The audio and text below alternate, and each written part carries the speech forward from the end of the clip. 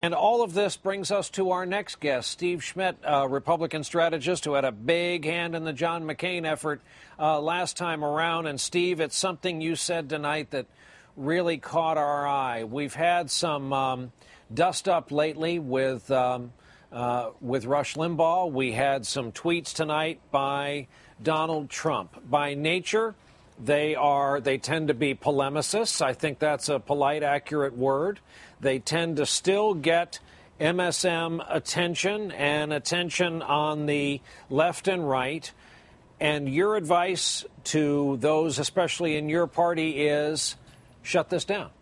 It's got to be shut down. It needs to be repudiated by serious leaders in the party. Look, conservatism is a serious governing philosophy, and it has served this country well, and it will serve this country well again in the future. But conservatism shouldn't be defined by fidelity to all of these crazy statements by talk radio personalities or by reality show hosts who go out and say outrageous things. And when you have these reality show hosts like Donald Trump who are hanging around with our presidential candidates, and they are, by virtue of that, given some platform for seriousness, and they call for revolution on their Twitter accounts after the president has been legitimately reelected by the American people, it's got to be shut down by serious leaders in the Republican Party, and it's got to be part of the policy going forward in the party.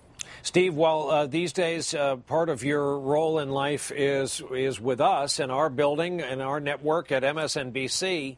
I suppose you also have a hand in guiding the discussion. You have a vast political network. You care deeply about your party, the kind of the brand of Barry Goldwater conservatism, which most people view as kind of the founding father DNA of conservatism, would be unrecognizable today by, say, Barry Goldwater. So what do you think? Who's going to have these discussions? Bring us into the process. Who do you think is going to emerge? Where is this kind of thing going to happen? Let's look at the Latino vote, for example. Mitt Romney's likely to get 61% of the white vote in the country. The last time that level of white vote was obtained was in 1988 by George Herbert Walker Bush, and he won over 400 electoral votes. 24 years later, 61% of the white vote brings you a pretty sizable defeat. We can't be a national party. Chairman Michael Steele made the point earlier tonight. There are 50,000 Latinos turning 18 in this country every month. We can't write off Latinos in this country and be a national party. So our entire disposition towards this community as a political party needs to fundamentally change if we're going to have future successes on presidential election nights.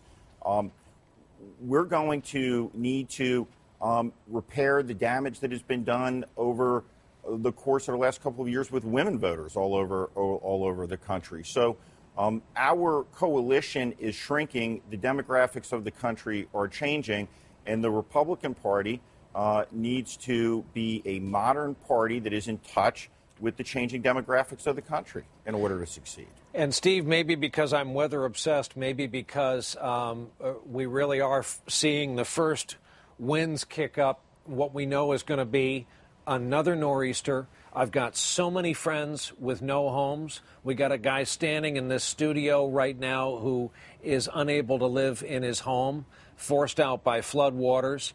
Look at the job Chris Christie has done these past couple of days. Republican governor of New Jersey. Look at the withering criticism he has come under for saying nice things about the president, who, by the way, he happens to need for his partnership and leadership.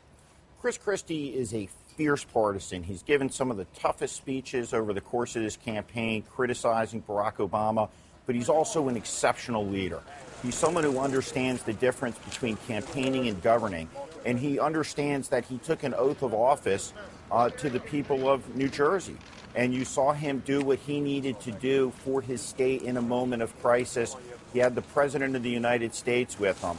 He wasn't there as a Republican. He was there as the governor of the state of New Jersey, fighting for the people of his state at a time of crisis. We ought to applaud that. The party would be better off if we had 10 more Chris Christies in it. He's a big part of the future of the party.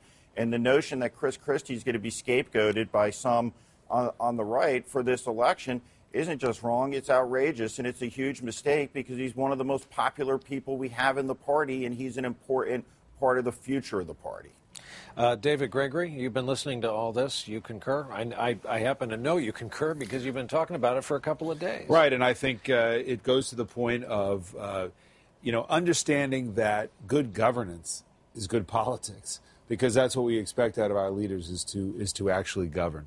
And, I think this conversation, as I've been listening to Steve, who I talk to so often, what that conversation is like in the Republican Party, to reflect the fact that some of the orthodoxy of the Republican Party about taxes, about regulation, about the role of government, what role government should play, particularly in a distressed economy, that some of those things have to change. It's not just about whether Romney was the right candidate or whether he made some tactical or strategic mistakes.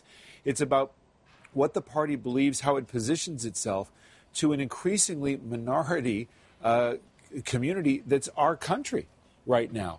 And that those kinds of adjustments have to be made, and they have been made.